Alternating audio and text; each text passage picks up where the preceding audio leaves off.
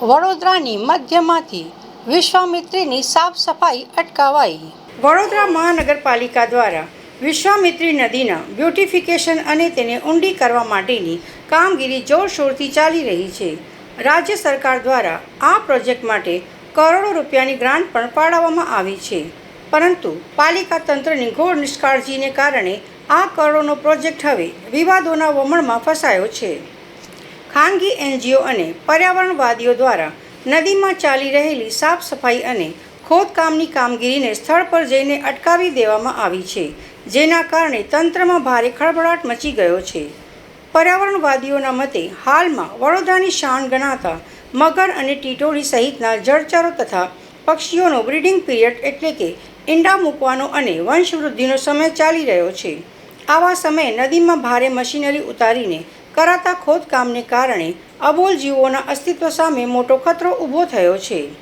જળચર પ્રાણીઓ અને પર્યાવરણને થઈ રહેલા આ મોટા નુકસાનને પગલે વડોદરાની 40 કરતાં પણ વધુ એનજીઓ, પર્યાવરણવાદીઓ અને પ્રાણી ક્રૂરતા નિવારણ સંસ્થાઓ એકજૂથ થઈને મેદાને આવી છે। સંસ્થાઓનો સીધો આક્ષેપ છે કે વડોદરા મહાનગરપાલિકા જળચરોને સુરક્ષિત રાખવામાં તદ્દન નિષ્ફળ સાબિત થઈ છે। પર્યાવરણવાદીઓ ચીમકી ઉચ્ચારી છે કે જો અબોલ જીવોને નુકસાન પહોંચાડવાનું બંધ નહીં કરાય તો પાલિકા તંત્ર સામે કાયદાકીય અને કાનૂની કાર્યવાહી કરવામાં આવશે।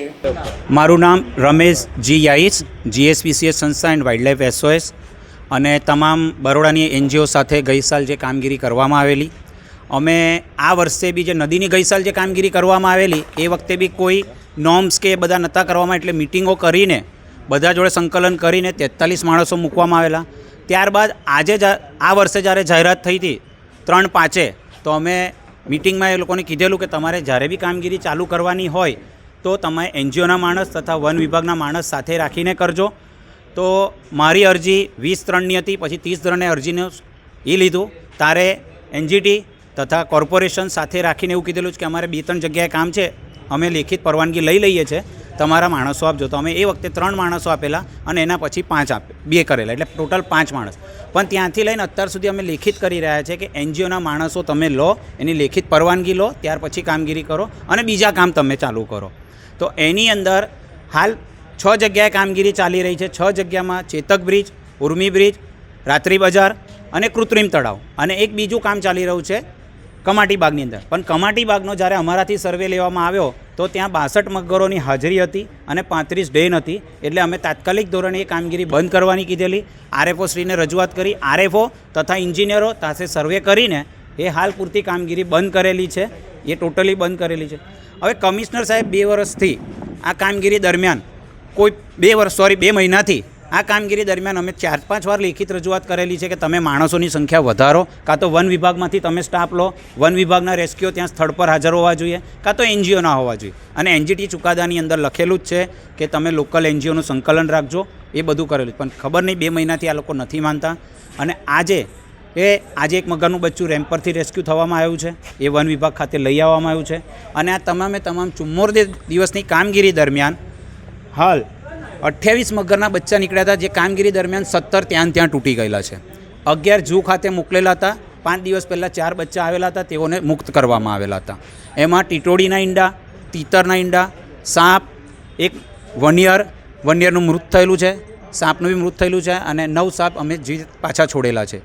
આવી જ રીતના જો ચાલશે એટલે અત્યારે આજ બપોરે અમે એવું કીધું કે આ વન્યજીવને વધુમાં વધુ નુકસાન થઈ રહ્યું છે, આ લોકો સાંભળતા નથી, એટલે તમામ જે ઈજાદાર છે બેકબોન તથા DRને મૌખિક રજૂઆત કરેલી છે કે તમે આજ પછી અત્યારે કોઈ કામગીરી કરો ના, જ્યાં સુધી વન વિભાગ તથા NGOનો સ્ટાફ ના હોય, જેથી કરીને વન્યજીવને નુકસાન ના થાય। તમામ મંજૂરી આવ્યા પછી કરે। અને આપના માધ્યમથી કહું છું, કોર્ટનો હુકુમ છે, અને જો કમિશનર સાહેબ કન્ટેમ્પ ધ કોર્ટ કરતા ઈચ્છતા હોય તો અમે કોર્ટ ટ્રાય જઈશું, અને કન્ટેમ્પ ધ કોર્ટમાં મ્યુનિસિપલ કમિશનર જોડે અમે આ ગુનો દાખલ થશે કે યોગ્ય પગલાં લેતા નથી। જો દિલીપ રાણા સાહેબે આટલી મહેનત કરી હતી અને સચોટ કામગીરી કરી હતી તો આ કમિશનર સાહેબ કેમ નથી? ખાલી નદી નાળા સાફ કરવાનું નથી, તમે નદી નાળા તો આ કરી જ રહ્યા છો। વરસાદી કાસમાં જે કાર્યપાલ ઇન્જિનિયર મનીષા પ્રજાપતિ છે, એમને કોઈપણ જાતની મંજૂરી ન લેતા તેઓનું ઈટાજી રોકવામાં આવેલું હતું, પછી મંજૂરી RFO પાસેથી લેવામાં આવી, ત્યારબાદ કામ। તમામ કાસમાં કોઈપણ જાતની મંજૂરી નથી લેવામાં આવી। આમાં કાસો બી વિશ્વામિત્રીનો એક ભાગ છે, જેમાં ભૂકી, બોચરાજી, આ તમામ એટલે એમાં ધ્યાન લેવામાં આવે.